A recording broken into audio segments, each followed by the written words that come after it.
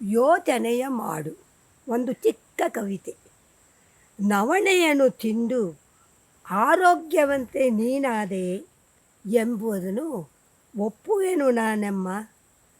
ದಸರಕ್ಕೆ ಹೋಗುವೆನು ಎಂಬ ನಿನ್ನ ಆಸೆಯೂ ನನಗೆ ಒಪ್ಪಿತವೆ.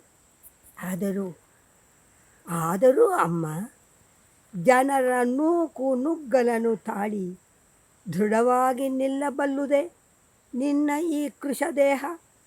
ಕಾಲು ತುಳಿತಕ್ಕೆ ಸಿಲುಕಿ ನೀ ಬಿದ್ದು, ನಿನ್ನ ರಕ್ಷಿಸ ಹೋದ ನಾನೂ ಬಿದ್ದು ಪಾಡು ಪಡುವ ಬದಲು ಅಮ್ಮ, ಮರು ಯೋಚನೆಯ ಮಾಡು. ಮನೆಯಲ್ಲೇ ಕುಳಿತು ಟಿವಿಯಲ್ಲಿ ನೋಡಿಬಿಡು ದಶಮಂಟಪದ ವೈಭವವ. ಕಣ್ತುಂಬಿಕೋ ದಸರೆಯ ಸಂಭ್ರಮವ. ನಿಜ ಅಮ್ಮ, ಯೋಚನೆಯ ಮಾಡು, ಸರಿಯಾದುದನ್ನೇ ಮಾಡು.